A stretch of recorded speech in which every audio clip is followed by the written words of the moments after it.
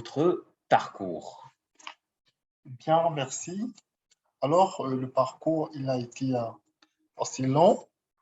Donc, j'ai commencé à l'école. J'ai fait la couture, une filière qu'on appelait IH. Donc, c'était en technique, deuxième année, et puis jusqu'en terminale. Très passionné de la mode, j'ai eu à commencer des collections, des défilés de mode déjà en classe de seconde, où je faisais du éco-responsable. Donc, des chaussures, je les recyclais et puis je les donnais une nouvelle apparence avec du tissu de pagne, du tissu africain et des accessoires aussi qui vont avec, comme des dérivés, des boucles et autres. Donc, la mode a été vraiment quelque chose de très particulier pour moi depuis l'enfance.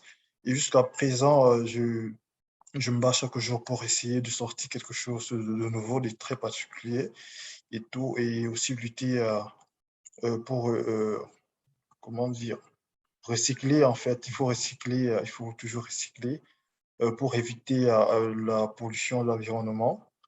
Donc, parfois, je prends des bouteilles, je fais des vêtements, et je prends des feuilles, j'essaie de un peu tout quoi. Donc, voilà. Merci. Merci beaucoup. Est-ce que vous pouvez justement nous faire partager votre expérience? Vous avez été le designer du mois, invité par l'ambassade de France et son institut culturel au Cameroun, qui vous a permis d'organiser un grand défilé très récemment, et peut-être que l'occasion est d'avoir justement un retour d'expérience très fraîchement. Quelle a été justement votre expérience dans le cadre de ce projet? Oui, merci. Mon expérience, elle était très particulière. Vraiment, ça a été un moment inoubliable. Vraiment, nous avons découvert beaucoup de choses. L'Institut français, ils m'ont offert, d'accord, L'Institut vous a offert, oui, oui, une une opportunité. opportunité d'où j'ai présenté le savoir-faire, notamment avec des vêtements un peu artisanaux, et des vêtements que j'ai pu customiser à partir des objets recyclables.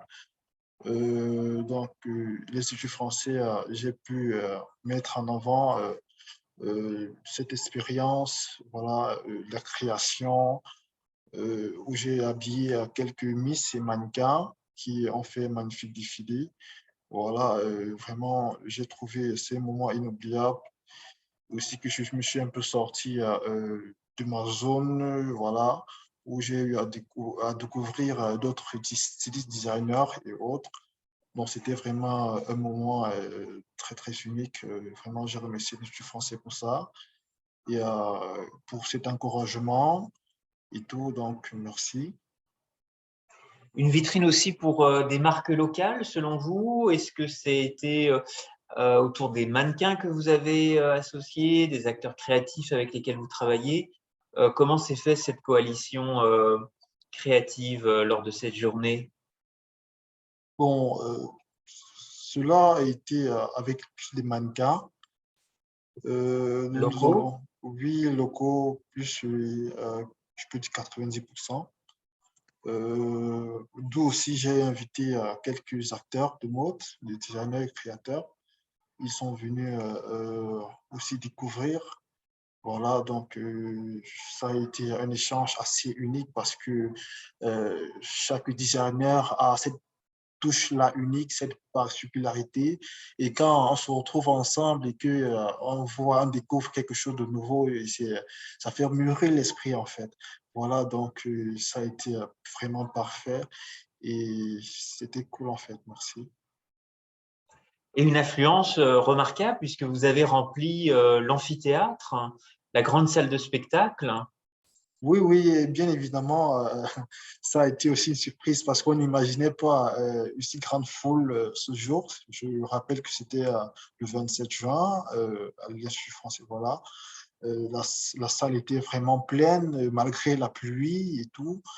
Vraiment, ça a été un succès. Les gens sont venus de partout, des régions du Cameroun, voilà, et c'était vraiment un événement coupé de souffle parce que trop de gens et tout, les acclamations, même le public ne pouvait pas s'imaginer à cette nouvelle touche-là et tout apporter. Vraiment, c'était un moment magnifique.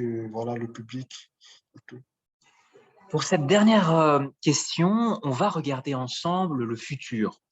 Un avenir qui semble vous être prometteur parce que vous vous intéressez à la mode durable. Est-ce que vous pourriez nous présenter la vision que vous avez maintenant pour participer à de prochains concours? Yaoundé est le siège de l'Organisation africaine de la propriété intellectuelle, ce qui révèle sans doute qu'en Afrique centrale, il y a des talents exceptionnels qui gravitent autour des industries créatives et culturelles dont la mode en fait partie. Euh, Quelle est la vision de votre prochaine candidature au concours francophile? Alors, très bien. Déjà, je m'inspire beaucoup de la nature. Je m'inspire de tout ce qu'il y a autour de moi. Voilà, donc mon projet, c'est limiter la pollution de l'environnement, tout ainsi en recyclant des objets dégradés pour leur donner une nouvelle forme, une nouvelle vie, une nouvelle apparence et tout. Donc, je peux m'inspirer des plantes pour faire quelque chose.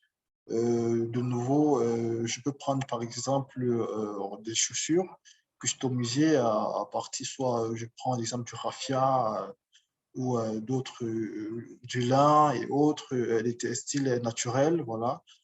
Donc, ce projet-là, et je souhaite vraiment toucher à euh,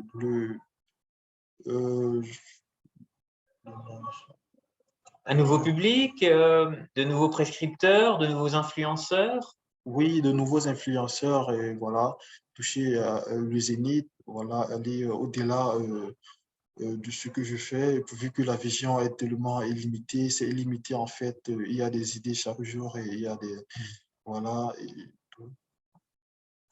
Très bien, bah nous, en tous les cas, ça sera un message de conclusion avec des encouragements.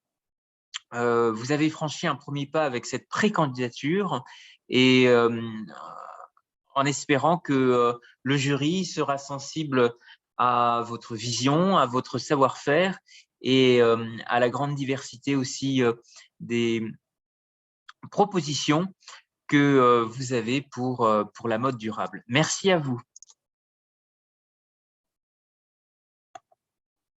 C'est- oui,